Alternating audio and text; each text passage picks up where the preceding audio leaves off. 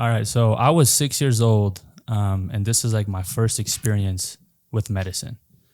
I was kind of hanging out with my brother. We were all just playing around with we all had like our own little toys, and we would kind of like allocate it, like distribute it evenly, per se. And I had for some reason we like to use the remote as like the deciding factor of like who has the control in terms of like who's gonna decide what to do that day in terms of like what we're gonna play around with. So I guess to give context, my brother's like a year and a half older than me, so we're pretty close. But yeah, so we're playing around, and he's my older brother, so like he kind of he always just did whatever he wanted to do type stuff, and I just had to be like, oh yeah, whatever, because like he's bigger than me. So I actually never took well to that. So we were sitting there.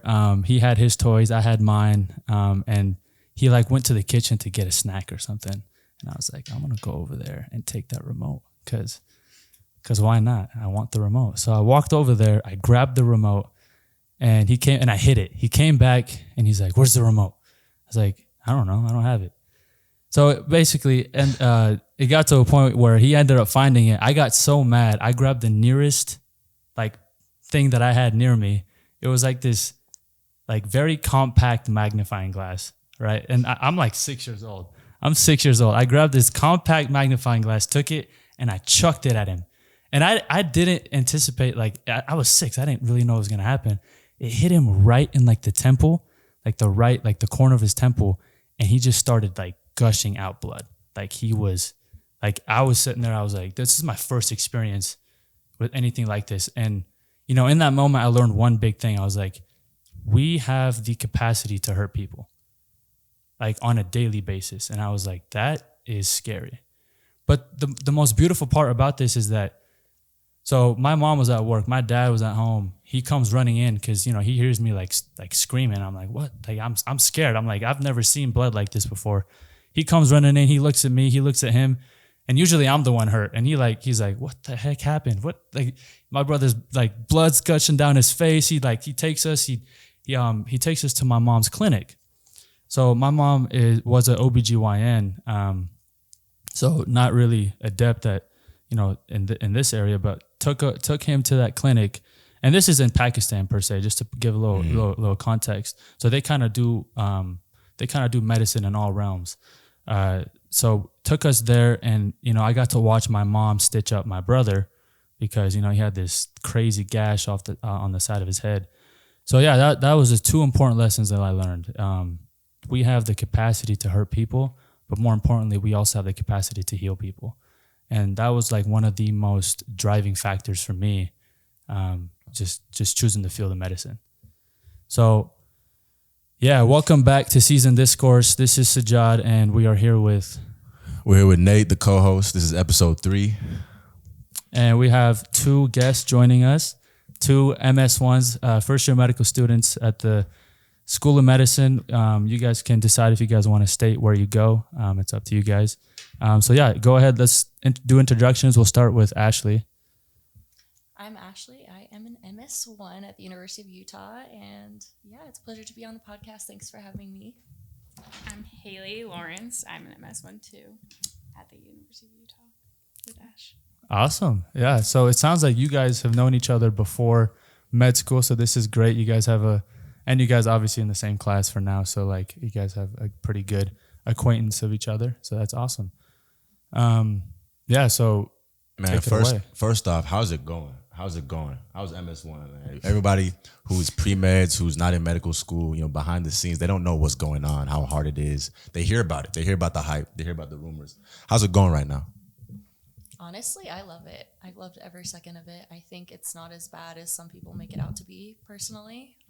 What do you think? I agree. I was really nervous just because it's like so, I don't know, hyped up and everyone talks about how burnt out they are, but maybe it's because of like my preparation as an undergrad, but I felt like I had a lot of the foundations already. And so I honestly haven't had to study as much as I thought. I'm sure that'll change.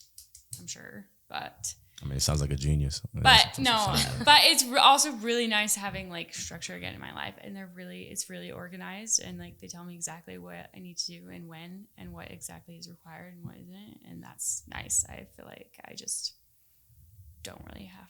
I feel like that's easy. Like I don't have to coordinate with like work and school, like and like multiple professors. Like the professors coordinate with each other, so it's kind of easy in that way. Yeah, actually, you bring up something that's really intriguing. Because so I went to Boise State University, and that school is terrible in terms of preparing you for, and I'm sure he can attest in terms of preparing you for school like medicine, just in the medical field in general. When I came in, I was like, what is going on? Like it was tough for me. I was like, this is crazy. This is a whole lot of information I wasn't used to. I got so comfortable in how slow it was at Boise State, and I was like, this school is easy. Like this is nothing. And coming here, I had a huge reality check. I was like, oh, this is actually this is crazy. So I wanted to touch base. What were your guys' majors in undergrad? Mine was social and behavioral economics. Wow. Actually. Okay. Yeah. So That was your standard issue factory model biology major. So This is a perfect example of how the school you go to makes a difference. Yeah. What was I? I think I was also in that same class. I tried to do a minor in chemistry, and then I realized that's not for me. So yeah, just human bio. There you go. Yeah. Your dad's a chemist, isn't he? He is a chemist. He's a super chemist. So that's why I was like kind of pressure to do that. Yeah. But no, I love chemistry. That's awesome. But yeah, human bio. What about you? Yours was just biology, basic biology. Yeah, Yes. man. I took the easiest route that I could. no, I don't blame you. I don't blame you. But also, yeah, like I said, Boise State.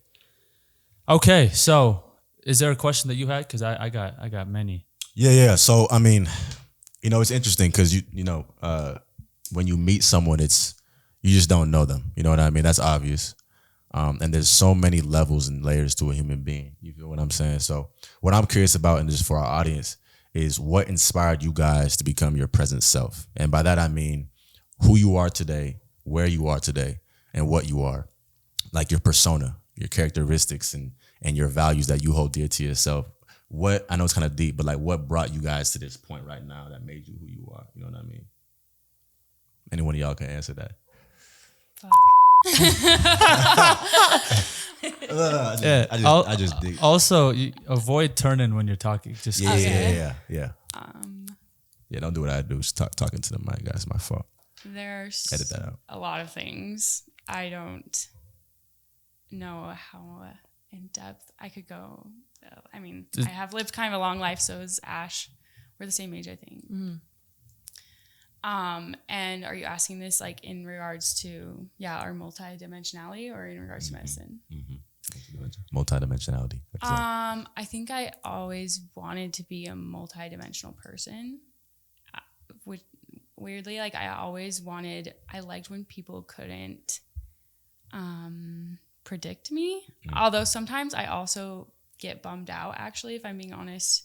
Sometimes I get slightly, like my ego gets slightly offended when people are like, you're in med school, or like, I didn't know you were, literally I had someone say, I didn't know you were smart. So at times I'm like, that, I don't know, at times it kind of upsets me, although that maybe means I'm doing what I wanted, which was be unpredictable in a way and have a lot of aspects. I guess mostly because I like to relate to everyone, and I don't want just one thing to define me, and I want everyone to feel like they connect with me, and I'm not just like a nerd, like, although I do want nerds, so people that like identify that way, to like their personalities click with that, and I guess that would be the short answer. No, beautiful, opulent, elegantly said. Ashley. it is such a loaded question, but I love it. I think what brought me to who I currently am has a lot to do, I think we could all say this, with my upbringing, I had a really beautiful childhood. I was really lucky to grow up in a home that was like full of love. And then as I got older, I think we've all experienced this too. I experienced some really hard times in my life, and Those things not only helped me develop my character, but they helped me realize, that we're all human, we all have faults, we all have strengths. And, despite these different things that happened to me, whether it was growing up and having like a really loving family, or growing up and being abused, or growing up and seeing people I love struggle and die, or, going through a traumatic experience, all these things I think molded me to become someone who ultimately loves people and wants to create relationships and live a life that is sustained by love and compassion and relationships with other people. And I think that's ultimately why I chose medicine. I think it's an all-encompassing thing, but Yeah, that's a great answer. I think just from me knowing you, just the amount of time that I've known you, I've definitely seen that describes you very well, that you do have those genuine relationships. Just from what I've seen, you have a very large circle of people that really care about you, and it's very evident. So thank you. Just wanted to add that in there. You want to go ahead? Yeah. So obviously you guys are both in medical school, and this is something that you guys have probably been asked many times. I just want to hash it out real quick, just because I'm that guy. But why medicine? Oh man. Oh, I guess I touched on it a little bit, but Yeah. People, I think I am the most extroverted person. Yeah. It's probably annoying. But I love people so much. I don't want a single second of my day to myself sometimes when I'm, we all need a second to recharge on our own. But for the most part, I would love to be with a family member, a friend, a stranger, having a conversation. I really just feel like life is about relationships and making bonds and memories. And, I guess that's how I feel for sure. But what about you, Hey? I was kind of trying to explain this to Nate earlier. I growing up, like in high school, you have to figure out what you're going to do with your life. And I thought like, oh, I could be a doctor. And simply because like I was saying, as I'm sure we can all relate to, like school was pretty easy for me and I enjoyed school. And I noticed that like a lot of people in my life, my friends or family, didn't. So I was like, oh, maybe I should do that if I can and I like it. I want to go to the 12 years of schooling that they would talk about, for doctors. But then I got to college and life happened, and I was just at the U, and at the U I was honestly surrounded by a lot of affluence that I wasn't used to, and I was starting to second guess myself. Like I had to work a lot, and life started to happen, and I didn't have support that I saw most of my friends that were like getting into medical school had. And so I did the econ major because I enjoy that, and I was like, I need to be realistic, and I know I can get a job in econ. But I kept doing those things that I needed to do to get into med school. I kept taking those biology class, like science classes, prereqs, and I kept volunteering and stuff. And I had a lot more experiences that led me to believe that maybe my differences would be an asset to the cohort, and that I could provide empathy for groups that like empathetic healthcare for groups that are often stigmatized or marginalized. And so I just kept doing what I was doing, and I just assumed one day I would get there. Yeah, that's amazing. A good friend of mine once said, experience is the best teacher. And I think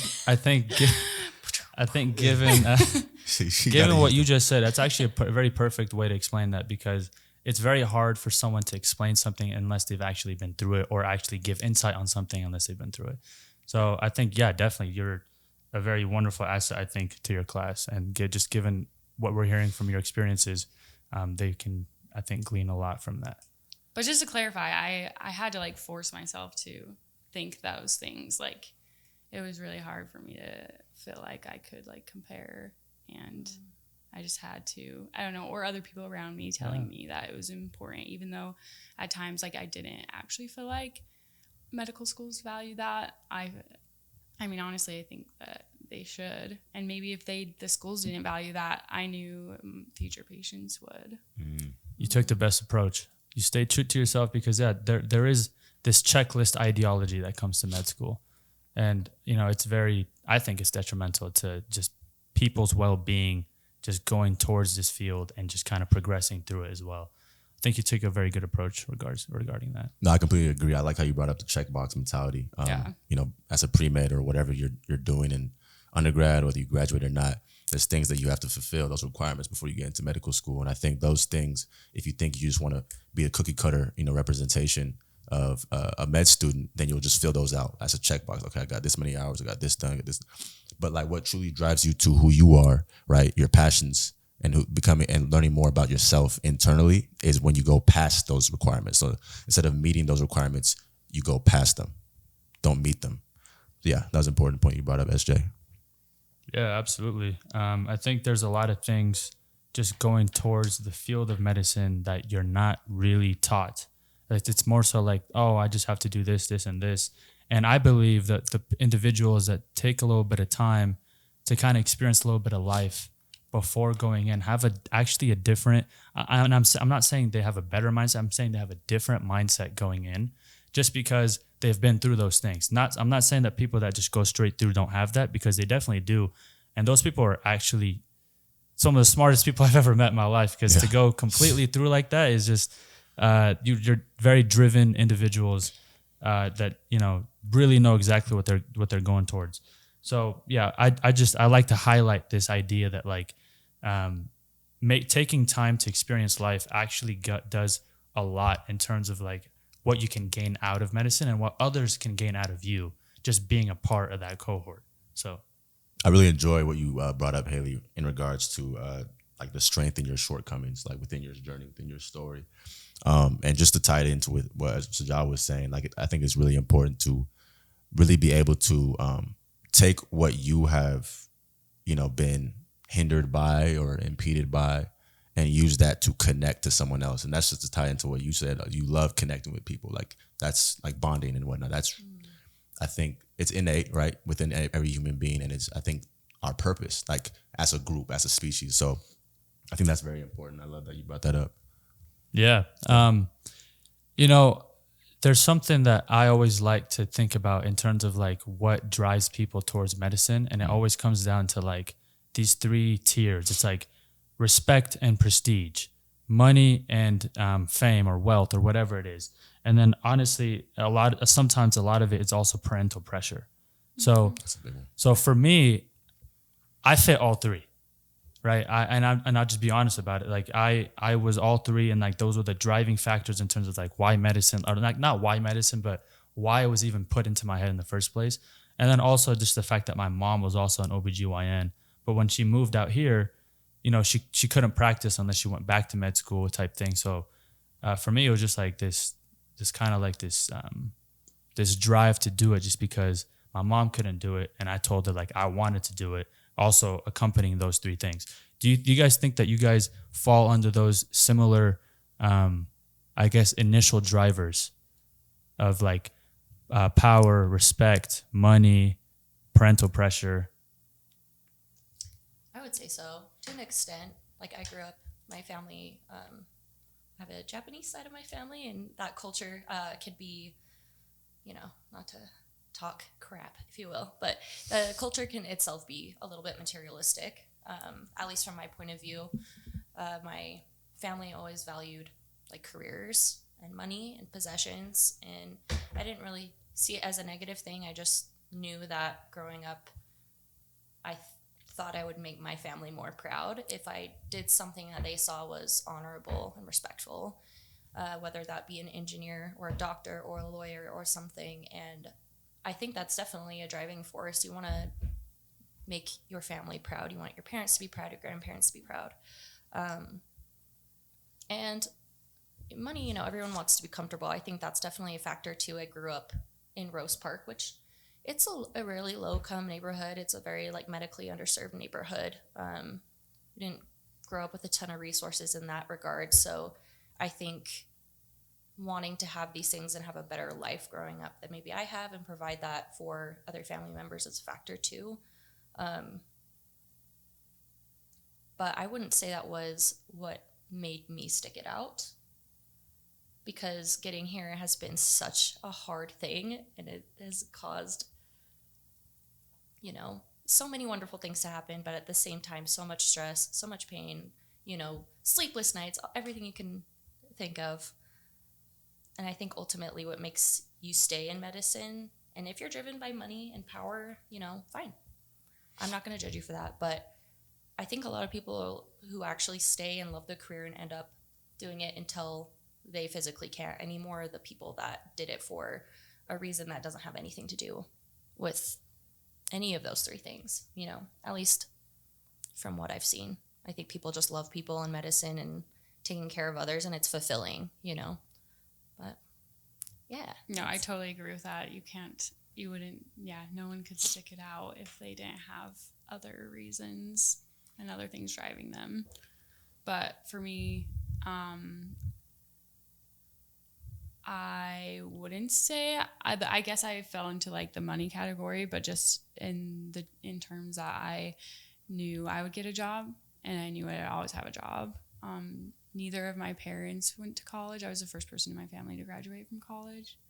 And my dad was always like jumping from job to job when I was growing up. And I just didn't want that for myself. I really don't care about money. I just care about stability. Sorry. Did the interface drop? Is it okay? Is everything good? Keep going. Sorry. Oh, no, you're good. But yeah, I just... Sorry, that definitely cut you off. No, that was really basically the gist of it. Yeah, no, so you brought up something amazing. You also brought up something amazing. You said something about, people staying in medicine, what keeps people in medicine. And I think that's amazing that you brought that up, because sometimes it's hard to maintain the initial, like what brought you into medicine is not always going to be what keeps you here. Right. So whatever brings you in, you have to at some point manifest something within medicine, because it's ever changing. Like, did you guys think that medicine would look like this before coming in? I definitely did not. And just going through it, I went through first year and I was like, oh, this is what medicine's like. I went through second year, it changed again. Now I'm in my third year and I'm in rotations and it has changed again. So it's a constantly changing thing. So like what you said about finding that reason that keeps you here is very important, because you can so easily lose that. And I think we've all met doctors that have lost that side of them, and you can feel it. That passion isn't there. The drive to like just help motivate the next generation of doctors isn't there. It just doesn't feel like it's going to be a proponent for pushing future physicians in the right direction, right? And then you brought something up about job security, and I think that's amazing, because in terms of just like the money aspect, the reason why I brought those things up is because those are very real reasons why we as humans live, why we as humans are driven to do what we want to do in life, right? So when you brought up the job security, that's amazing, because that is essentially the end goal, especially when we have grown up seeing the other side of that, right? And it's just tough to be like, oh, like what can I go in a certain direction that just is more risky? I think the people that grow up pretty, I guess privileged and affluent, whatever you want to call it, they have more of an ability to take those crazy risks, to be like, oh, I'm going to go into business, I'm going to be an entrepreneur and take this crazy risk to have this crazy big reward, right? Whereas, us, where I think a lot of us may have kind of like sat down and be like, okay, what is going to give me the best job security and give me the lifestyle that I want, right? Because that's the end goal. We want to set up, if you want to, set up the future generation for success. That's essentially what I feel like my purpose is in life, is do it for the next people that are coming after me. So to do that, I have to have a certain, like, it has to look a certain way and I have to achieve it in a certain way. So I love that you brought up job security. It's very important. We can all very much agree that physicians are never going to really go out of jobs because regardless of all the technology that comes out, you still need that knowledge. Absolutely. Yeah, absolutely. I'll just reiterate what he said. Taking a drink while I'm talking. But I'll just reiterate what my co-host said. Love what you guys said, honestly. And I want to also tie into what you just talked about in terms of what linked you to medicine and how that can quickly change. I like how you just brought up, during MS1, what brought you in, like, okay, this is what medicine's like. Okay, that changed. MS2, this changed. And I love how you brought up how it changes. It's ever changing. So I think one thing I want to quickly just touch on or just state about is the constraint in connections, right? So connecting is so obviously important as a human being, whether you're introverted or extroverted, whether you believe it, especially for introverts. I can speak for introverts. I think I used to be an introvert, but constraint in connections, right? So if you get into medicine, and what brought you to medicine is, whatever aspect it may be, it's gonna change. That's inevitable. However, if you restrict yourself from doing things outside of your norm, outside of your comfort zone, then you are constrained. Like you're basically constraining your connections, constraining yourself from making new connections, right? And that's not good. It's important to do that because when you integrate as an individual, when you integrate yourself into differing endeavors that you're not used to, right? That will help conceive new perspectives, and that's very, very important for seasoning. Okay. I was hoping for a laugh. I ain't gonna lie. I'm not Kevin Hart. I'm like 6 feet tall. I'm not Kevin Hart. I can't make people laugh like that. But shout out Kevin Hart. I ain't trying. But yeah, so it's very important to integrate yourself into different cultures, different ideas, and different things that you're not used to. You know what I mean? And that's gonna help you to create new connections and not constrain them. So I want to touch on that. Yeah, that's very important. I love that.